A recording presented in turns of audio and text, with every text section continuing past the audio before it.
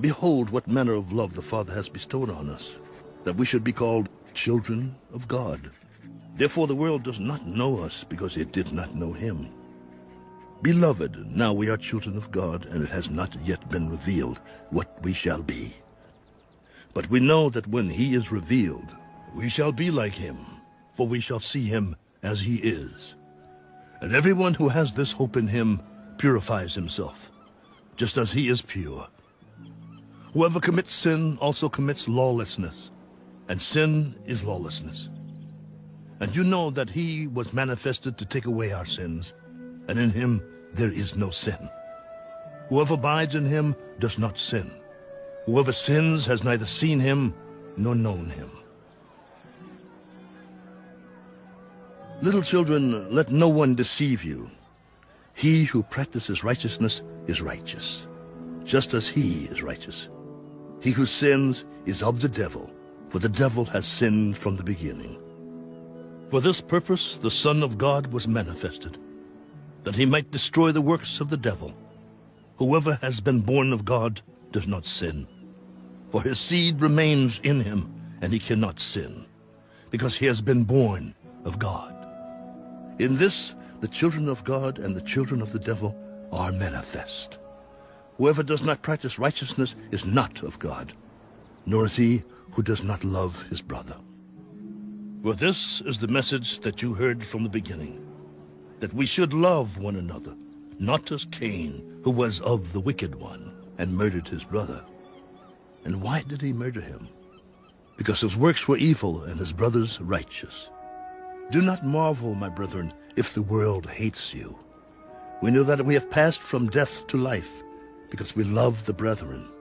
He who does not love his brother abides in death.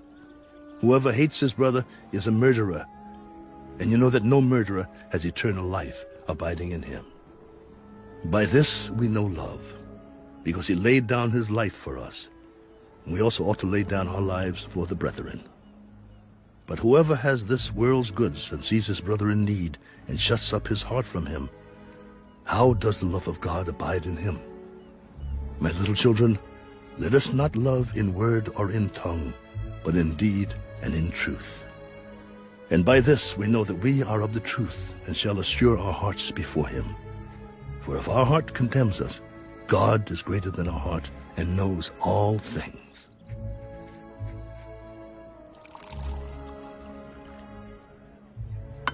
Beloved, if our heart does not condemn us, we have confidence toward God.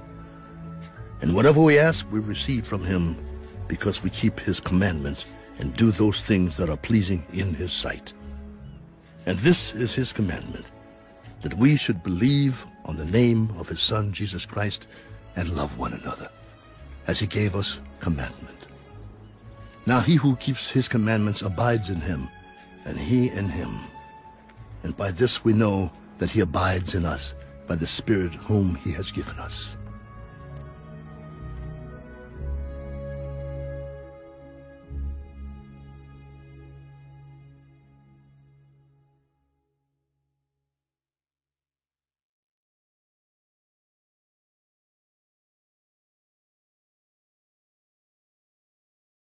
The Song of Solomon.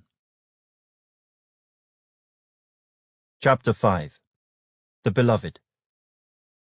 I have come to my garden, my sister, my spouse. I have gathered my myrrh with my spice. I have eaten my honeycomb with my honey. I have drunk my wine with my milk. To his friends. Eat, O friends. Drink, yes, drink deeply, O beloved ones. The Shulamite. I sleep, but my heart is awake. It is the voice of my beloved. He knocks, saying, Open for me, my sister, my love, my dove, my perfect one. For my head is covered with dew, my locks with the drops of the night. I have taken off my robe. How can I put it on again? I have washed my feet. How can I defile them? My beloved put his hand by the latch of the door, and my heart yearned for him. I arose to open for my beloved, and my hands dripped with myrrh, my fingers with liquid myrrh on the handles of the lock. I opened for my beloved, but my beloved had turned away and was gone. My heart leapt up when he spoke. I sought him, but I could not find him. I called him, but he gave me no answer. The watchmen who went about the city found me. They struck me. They wounded me. The keepers of the walls took my veil away from me. I charge you, O daughters of Jerusalem, if you find my beloved, that you tell him, I am lovesick. The daughters of Jerusalem. What is your beloved more than another beloved, O fairest among women? What is your beloved more than another beloved, that you so charge us? The Shulamite. My beloved is white and ruddy, chief among 10,000. His head is like the finest gold. His locks are wavy and black as a raven. His eyes are like doves by the rivers of waters, washed with milk and fitly set. His cheeks are like a bed of spices, banks of scented herbs. His lips are lilies, dripping liquid myrrh. His hands are rods of gold set with beryl. His body is carved ivory, inlaid with sapphires. His legs are pillars of marble, set on bases of fine gold. His countenance is like Lebanon, excellent as the cedars. His mouth is most sweet. Yes, he is altogether lovely. This is my beloved, and this is my friend, O daughters of Jerusalem. Chapter 6. The daughters of Jerusalem. Where has your beloved gone, O fairest among women? Where has your beloved turned aside, that we may seek him with you? The Shulamite. My beloved has gone to his garden, to the beds of spices, to feed his flock in the gardens, and to gather lilies. I am my beloved's, and my beloved is mine. He feeds his flock among the lilies. The Beloved. O my love, you are as beautiful as Tirzah, lovely as Jerusalem, awesome as an army with banners. Turn your eyes away from me, for they have overcome me. Your hair is like a flock of goats going down from Gilead. Your teeth are like a flock of sheep which have come up from the washing. Every one bears twins, and none is barren among them. Like a piece of pomegranate are your temples behind your veil. There are 60 queens, and 80 concubines, and virgins without number. My dove, my perfect one, is the only one of her mother, the favorite of the one who bore her. The daughters saw her and called her blessed, the queens and the concubines, and they praised her. Who is she who looks forth as the morning, fair as the moon, clear as the sun, awesome as an army with banners? The Shulamite. I went down to the garden of nuts, to see the verdure of the valley, to see whether the vine had budded and the pomegranates had bloomed. Before I was even aware, my soul had made me as the chariots of my noble people. The Beloved and his friends. Return, return, O Shulamite, return, return, that we may look upon you. The Shulamite. What would you see in the Shulamite? As it were, the dance of the two camps? Chapter 7. The Beloved. How beautiful are your feet in sandals, O prince's daughter! The curves of your thighs are like jewels, the work of the hands of a skillful workman. Your navel is a rounded goblet. It lacks no blended beverage. Your waist is a heap of wheat, set about with lilies. Your 2 breasts are like 2 fawns, twins of a gazelle. Your neck is like an ivory tower, your eyes like the pools in Heshbon, by the gate of Bath Rabbim. Your nose is like the tower of Lebanon, which looks toward Damascus. Your head crowns you like Mount Carmel, and the hair of your head is like purple. A king is held captive by your tresses. How fair and how pleasant you are, O love, with your delights. This stature of yours is like a palm tree, and your breasts like its clusters. I said, I will go up to the palm tree. I will take hold of its branches. Let now your breasts be like clusters of the vine, the fragrance of your breath like apples, and the roof of your mouth like the best wine. The Shulamite. The wine goes down smoothly for my beloved, moving gently the lips of sleepers. I am my beloved's, and his desire is toward me. Come, my beloved, let us go forth to the field. Let us lodge in the villages. Let us get up early to the vineyards. Let us see if the vine has budded, whether the grape blossoms are open, and the pomegranates are in bloom. There, I will give you my love. The mandrakes give off a fragrance, and at our gates are pleasant fruits, all manner, new and old, which I have laid up for you, my beloved. Chapter 8. Oh, that you were like my brother, who nursed at my mother's breasts. If I should find you outside, I would kiss you. I would not be despised. I would lead you and bring you into the house of my mother, she who used to instruct me. I would cause you to drink of spiced wine, of the juice of my pomegranate. To the daughters of Jerusalem. His left hand is under my head, and his right hand embraces me. I charge you, O daughters of Jerusalem, do not stir up nor awaken love until it pleases. A relative.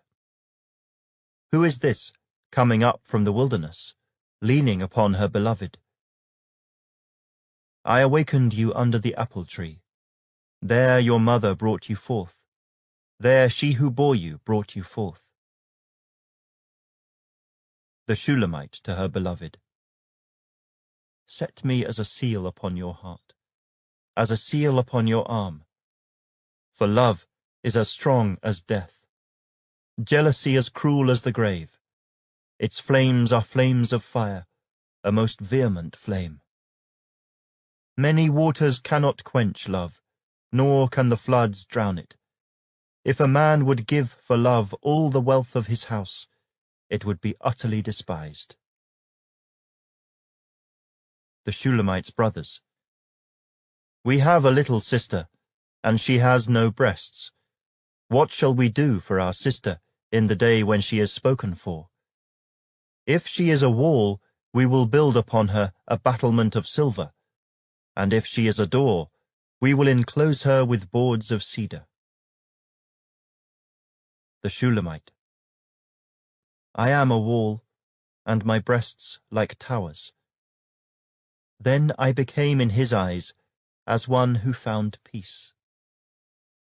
Solomon had a vineyard at Baal-Hamon. He leased the vineyard to keepers.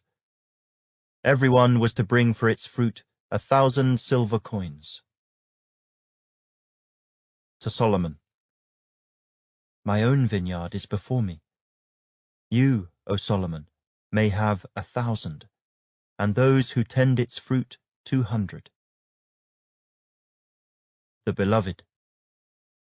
You who dwell in the gardens, the companions listen for your voice.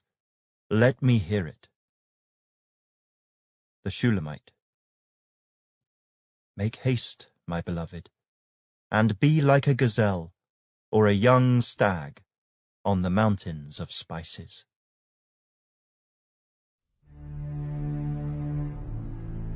Psalm 13, to the chief musician, a psalm of David. How long, O Lord, will you forget me forever? How long will you hide your face from me? How long shall I take counsel in my soul, having sorrow in my heart daily? How long will my enemy be exalted over me? Consider and hear me, O Lord, my God. Enlighten my eyes, lest I sleep the sleep of death.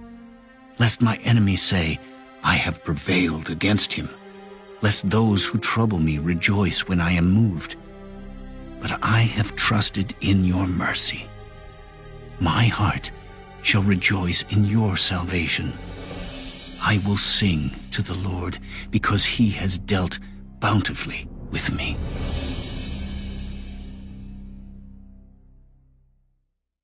The Book of Proverbs. The Proverbs of Solomon, the son of David, king of Israel. To know wisdom and instruction, to perceive the words of understanding, to receive the instruction of wisdom, justice, judgment, and equity, to give prudence to the simple, to the young man knowledge and discretion. A wise man will hear and increase learning, and a man of understanding will attain wise counsel. To understand a proverb and an enigma, the words of the wise and their riddles. The fear of the Lord is the beginning of knowledge, but fools despise wisdom and instruction.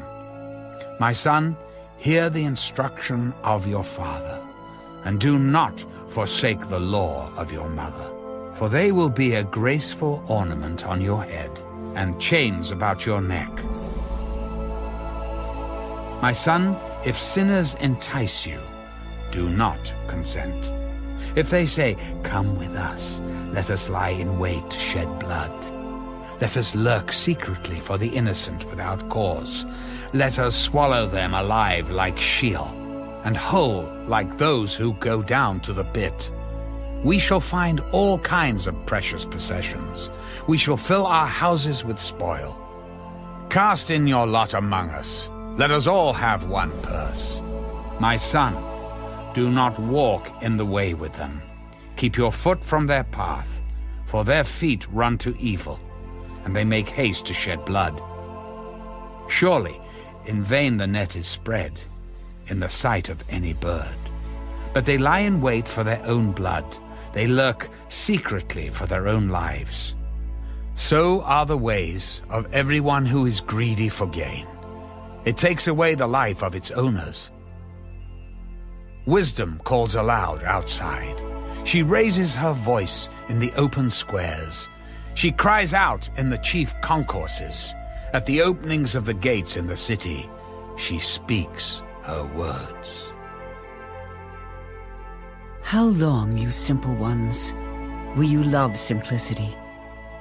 For scorners delight in their scorning, and fools hate knowledge. Turn at my rebuke. Surely I will pour out my spirit on you. I will make my words known to you. Because I have called and you refused. I have stretched out my hand and no one regarded.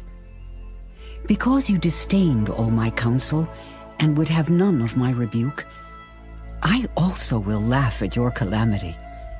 I will mock when your terror comes like a storm, and your destruction comes like a whirlwind when distress and anguish come upon you. Then they will call on me, but I will not answer. They will seek me diligently, but they will not find me. Because they hated knowledge and did not choose the fear of the Lord, they would have none of my counsel and despised my every rebuke. Therefore, they shall eat the fruit of their own way, and be filled to the full with their own fancies. For the turning away of the simple will slay them, and the complacency of fools will destroy them. But whoever listens to me will dwell safely, and will be secure, without fear of evil.